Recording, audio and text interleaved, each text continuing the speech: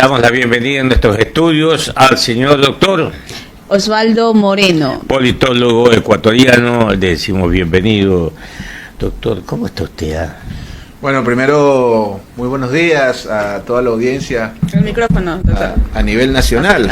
Correcto, muy excelente. No, así como estabas Eso. allí. Yo voy a esos micrófonos de estaciones rurales que son... No, estos son los antiguos. Para mí, ya mismo tomo un selfie así. Usted está acostumbrado a los modernos. Este es el antiguo. Esto es un Shure, pues. Es un Shure, ajá. Bueno. Que usan los artistas, Yo incluso. sé lo que tiene, una maravilla. Bueno, primero lo felicito, querido economista, querida Kimberly. Un gusto estar en los estudios de Caché. Un saludo a todo el país que nos escucha. Sí, la en Quito está Fernando Cajo, ahí está. Un abrazo a la hermana República de Quito. Hoy es más barato volar a Bogotá, a Buenos Aires, a Miami que a Quito. Eso nos ha transformado el libre mercado, pues, ¿no? En todo caso, encantado de estar aquí, querido economista, contento, por lo menos para mí es la segunda vez que estrené esta radio en análisis político y ahora me estreno en estos... Fundador usted de Caché. Y maravillosos estudios porque sé cuánto le ha costado. Yo sé cuánto, como aquí no se alquila la opinión. No me recuerde eso ahorita. Entonces yo sé cuánto y con cariño y respeto y alegría. Yo he padecido de todos los pecados capitales menos envidia, así que estoy feliz de estar aquí. Ahí andamos. Bueno, la pregunta, ¿no?, del millón, usted que domina el tema, ¿cómo lo analiza usted? ¿Qué lectura tiene? Bueno, reiterando el saludo a la audiencia de Caché, en cada rincón del país, especialmente Manabí. Siempre cuando yo oigo Manabí el corazón me late más rápido. Qué tierra más hermosa. ¿Por qué ve las mujeres bonitas? No, yo siempre digo a mi mujer, si no me casaba contigo, me casaba con una manada. Mi mujer es colombiana, pero en todo caso, Manabí es un lugar alucinante en general. Su comida, su gente, sus paisajes. Es que bueno que no quieren ser república. Pero bueno, a ver, primero, yo tenía una postura que es pública, querido economista. Yo no creo que el problema es la cantidad de candidatos. Porque nos hemos acostumbrado a valorar y cuantificar todo, cuando tenemos que pensar más de una forma cualitativa. Para mí si hay 20, 15, 40, 80 candidatos, yo creo que eso es secundario. Es la calidad de los contenidos, la calidad de los conceptos. Correcto. Y yo obviamente no me voy a dar golpes de pecho, pero sí creo que es un poco la integridad lo más importante. Y cuando yo hablo de integridad no me refiero a santidad, ¿no? Yo siempre a mis alumnos les digo, a ver, una cosa es ser admirador y otra cosa es ser devoto. Yo soy devoto de los santos. San Agustín levitaba, San Francisco de Asís hablaba con los perritos, con los animalitos, Santo Tomás de Aquino, su padre, lo encerraba con las mujeres más hermosas de su tiempo, desnudas, y él también, y él no sufría ningún tipo de cambio fisiológico. Eso hacen los santos, porque son sobrenaturales. En cambio, uno es admirador de hombres o mujeres que puede imitar su ejemplo. Ejemplo, yo no soy devoto de Bolívar, soy su admirador. Yo no soy devoto de Alfaro, soy su admirador. ¿Y cuál es la diferencia entre ser devoto y admirador? Que el devoto es la santidad. Yo no voy a poder ser santo, un poco difícil, pero soy admirador. Y cuando tú admiras a alguien de carne y hueso, tienes una capacidad maravillosa que es de imitarlo o superarlo. Correcto. Entonces yo creo que nos falta un poco de integridad en ese contexto, o tenemos que pensar en la integridad, tenemos que pensar en los contenidos que nos plantean. No importa si son 20, 30, 40, al final del sistema de Pure ya ve que quedamos en 2, ¿no? Pero sí creo que este momento particularmente complicado para el país, pero particularmente complicado. O sea, le podemos hacer una lista de ítems, olvídese lo que dicen los influencers, los noticieros, con todo respeto. Si nos ponemos a analizar el Ecuador de este momento, la foto del Ecuador, la tomografía que tiene el Ecuador en este instante, yo no recuerdo, bueno, usted ha estudiado, ha trabajado para Naciones Unidas, ha hecho proyectos para el BID, conoce marcos lógicos, no es mi área.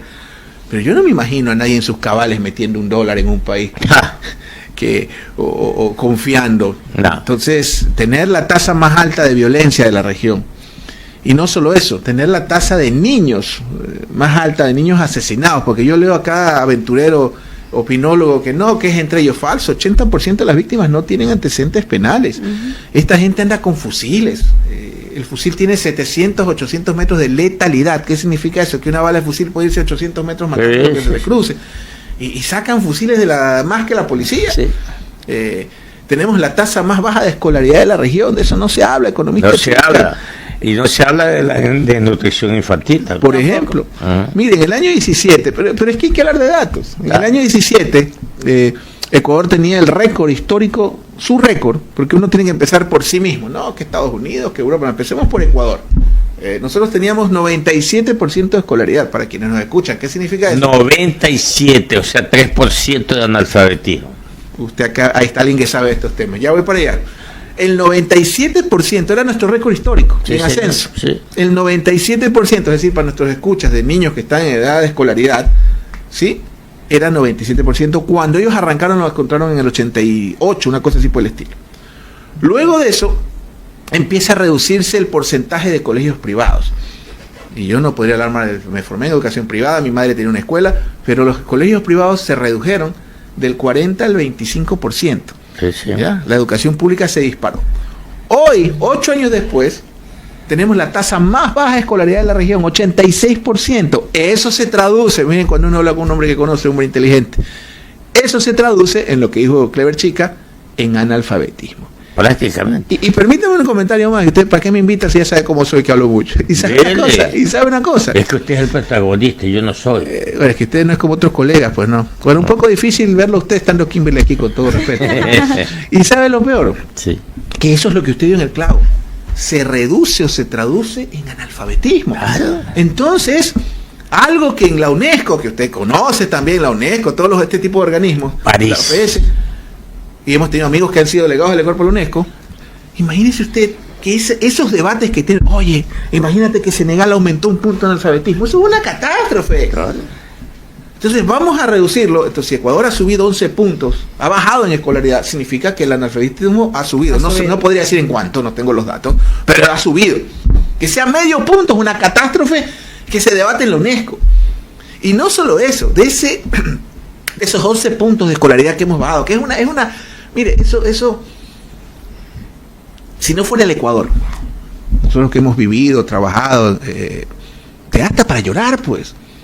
Eso no es que es solo un dato mero, un dato duro, es un dato de llanto, es como que estuvieras en Gaza caminando entre los escombros. Uh-huh. ¿Ya? Y el otro dato que es peor todavía, ¿sí? Es que de ese 10, 11 puntos que ha bajado la escolaridad, y toda esta información, mucha gente me la pide a veces, bueno, vayan a investigar, pero yo lo hago con cariño, se les envío a Kimberly, el economista, si alguien lo pide, se lo transmite, se lo comparte, los datos. Esa información, casi el 70% está en Guayas. Sí. En Guayas. En la costa. Pero vamos a tocar la mesa, en Guayas. Uh-huh. La tasa más alta del mundo occidental, civilizado, entre comillas. Yo cada día más le doy gracias al Señor que China exista. Gracias a los chinos, los niños pobres tenemos carros y bicicletas. Oiga, son de Guayas. 70.000 niños desertaron. Por eso yo, cuando la ministra Crespo me pareció acertado, cuando se sentó, dijo, lo primero que tengo que hacer es regresar a los niños a la escuela. No sé cómo le fue, habría que ver a fin de año cómo fue. Entonces, ese es uno de los que mucho diagnóstico. Hay que decir el diagnóstico. Y eso no están tratando en el debate.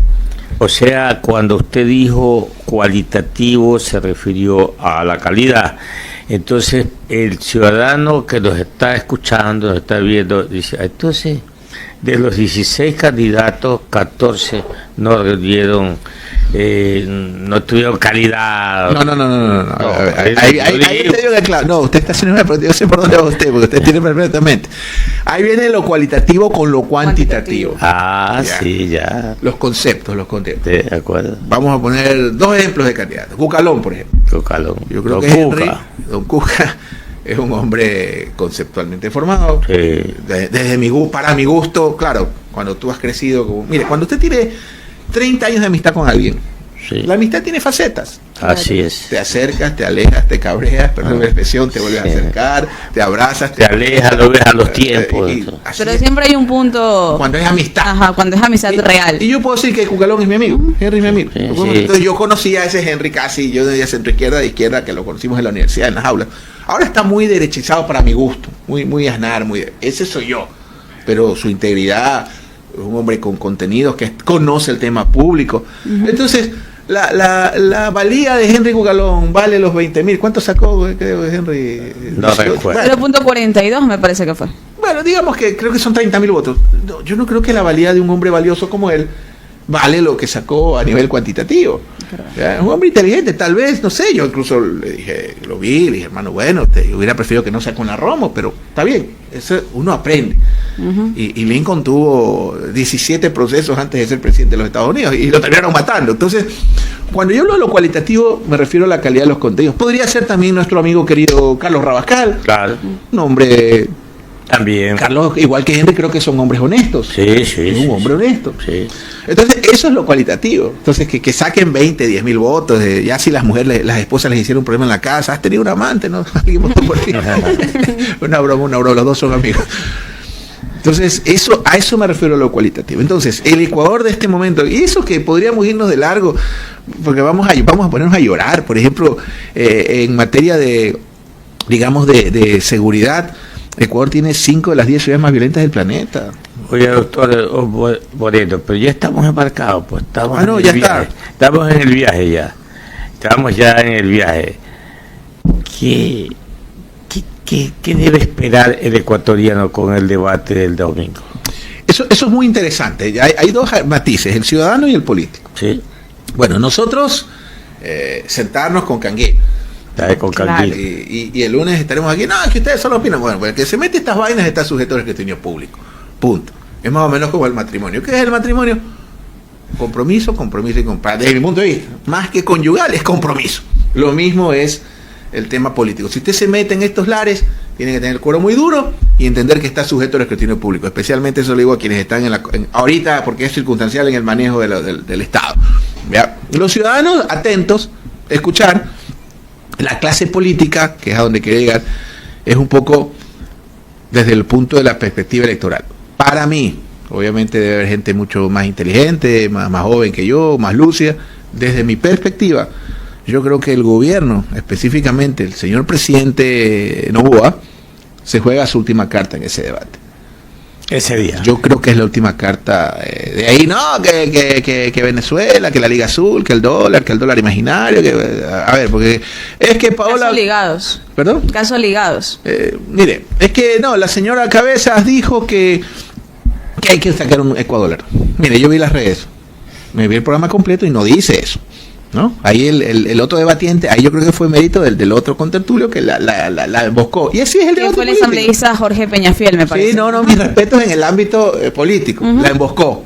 ¡Pum! Mordió el anzuelo. De hecho, cuando Paola Cabezas está hablando sobre la dolarización a la ecuatoriana, lo primero que dijo fue Jorge Peñafiel fue el ecuadólar, entonces. Y ahí la emboscó. Y yo no lo critico, Jorge. Eso es política. Es un político ya viejo, fajado.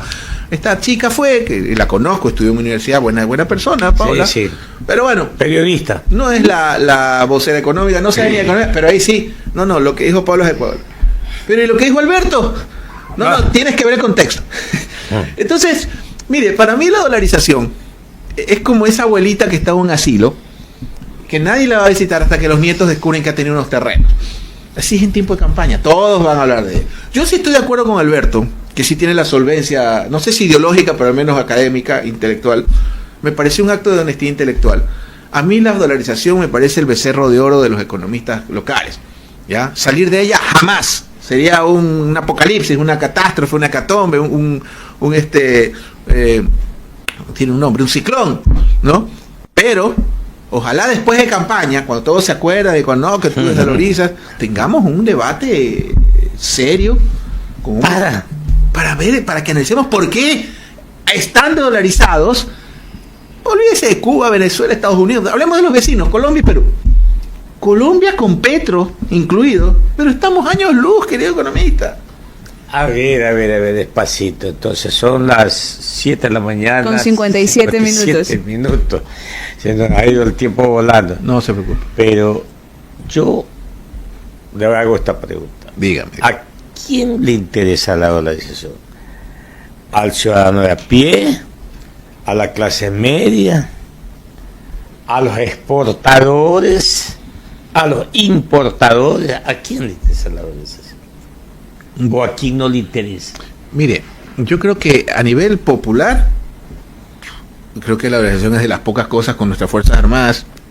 No sé cómo esté valorada la Iglesia Católica ahorita, ya, de las cosas más intangibles o tangibles que los ecuatorianos defienden. Y yo estoy de acuerdo.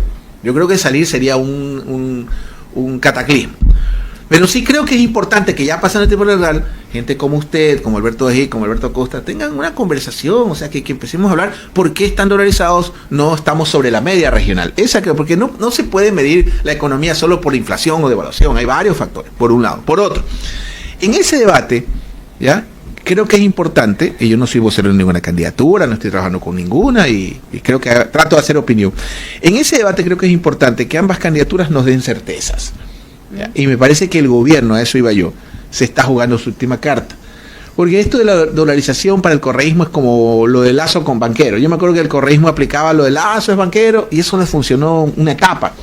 Para mí el Venezuela, el dolarizar, etcétera, el desdolarizar, creo que ya está gastado. ¿Ya?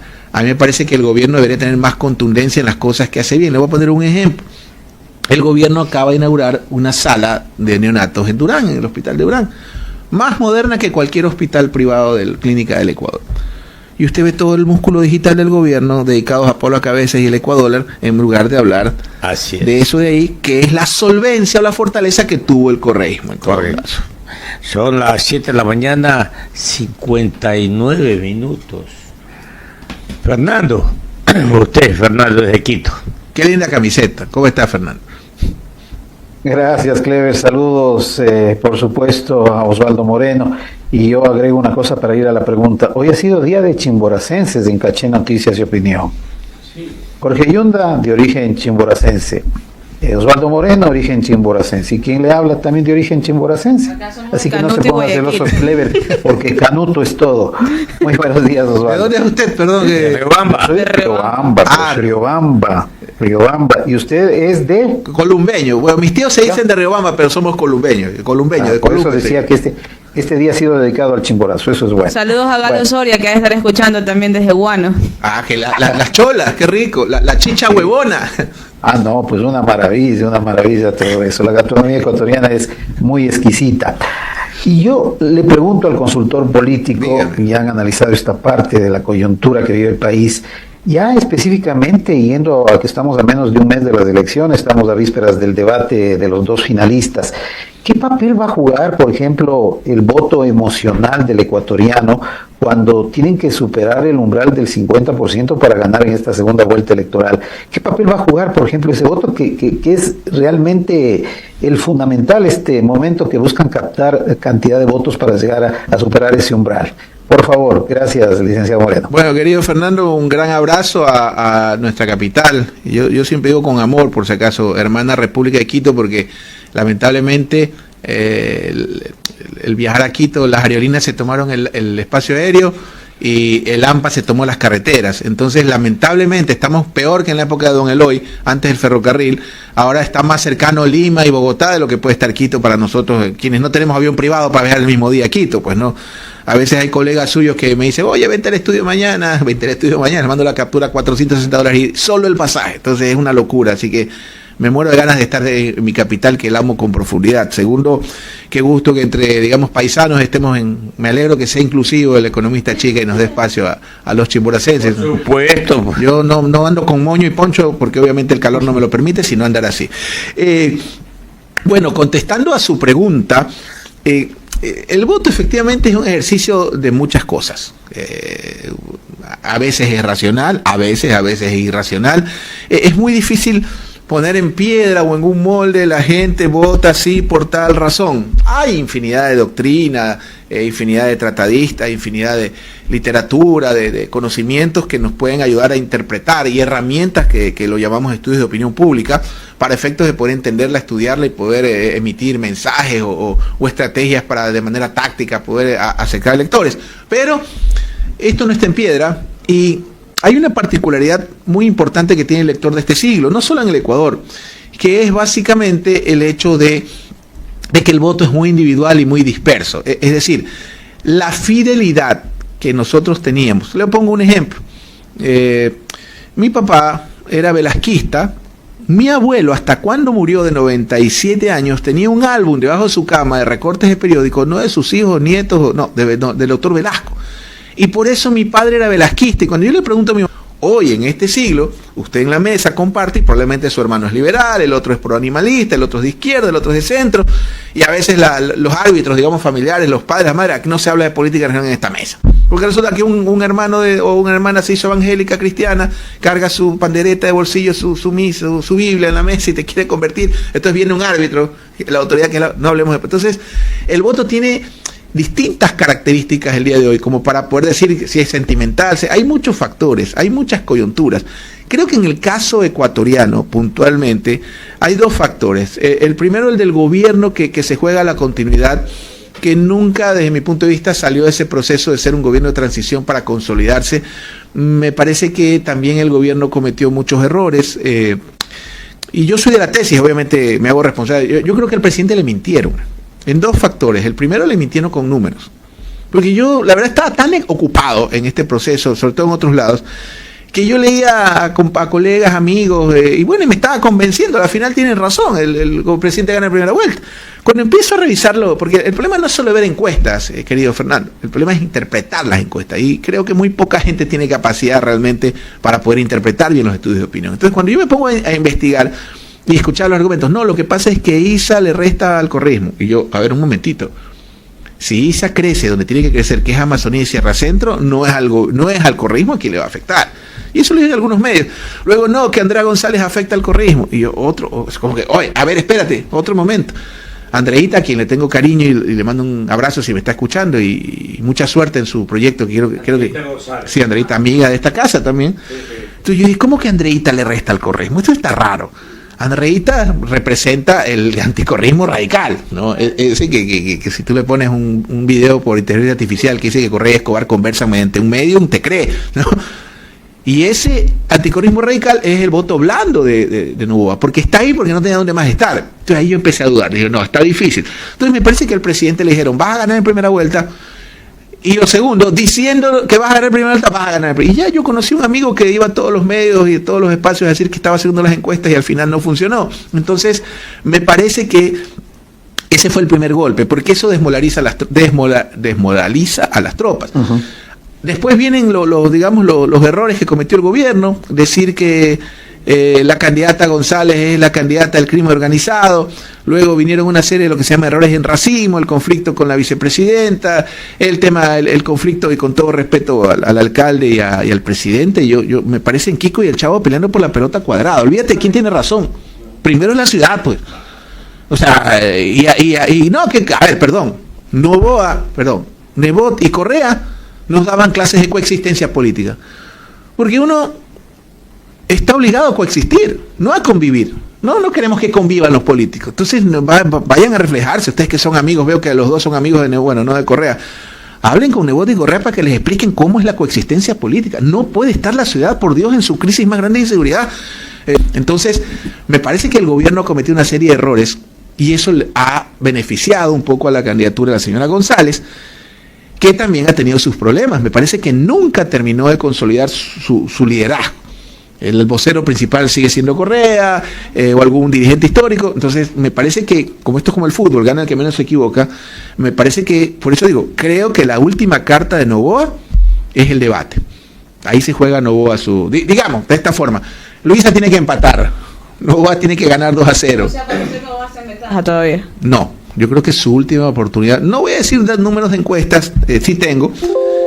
Pero en todo caso, sin decir los números, le diría que creo que el último chance que tiene Noboa para... Pero hay otras personas, con todo respeto. Sí, cómo no. Que la gente que votó por Noboa va a seguir votando por Noboa. La gente que votó por Luisa va a seguir votando por Luisa.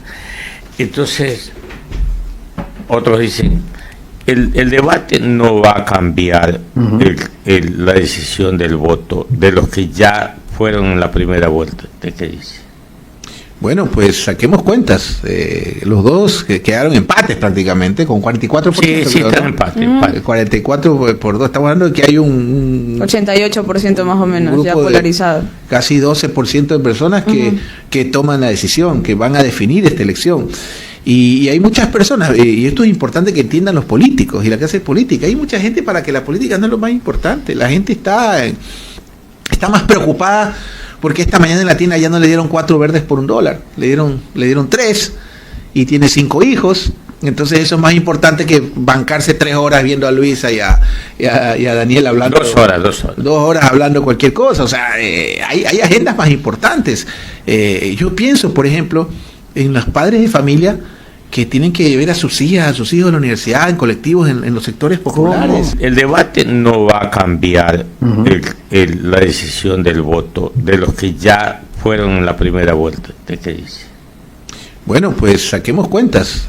Los dos que quedaron empates prácticamente, con 44%. Sí, están empate. 44 por 2. Estamos hablando de que hay un 88% más o menos, ya polarizado. Casi 12% de personas que toman la decisión, que van a definir esta elección.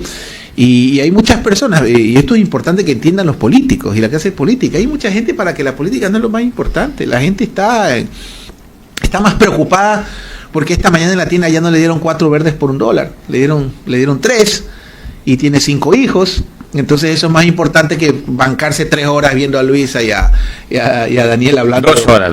2 horas hablando cualquier cosa. O sea, hay agendas más importantes. Yo pienso, por ejemplo, en los padres de familia que tienen que ver a sus hijas, a sus hijos en la universidad, en colectivos, en los sectores populares. ¿Cómo? Hay padres de familia que todavía están tocando la puerta del colegio. Dice, ya mismo le vengo a pagar. Aguántame. En lo que es privado. Claro. Pero a veces, imagínate que llega tu hija a las 10 de la noche en la universidad.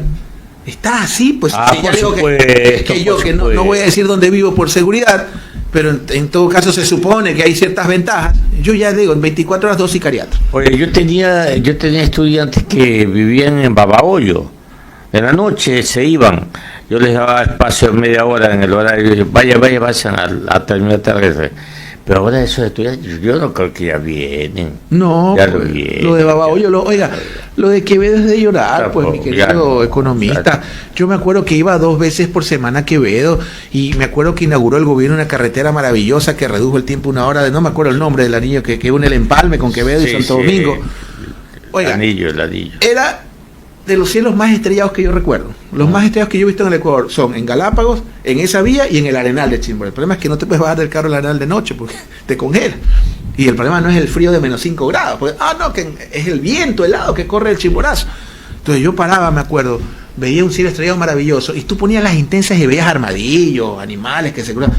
Ahorita tú te metes pues a esa hasta tú en Quevedo después de las 5 de la tarde te tienes que quedar a dormir. No vas a pararte en nada. Bueno, un mensaje para los ecuatorianos.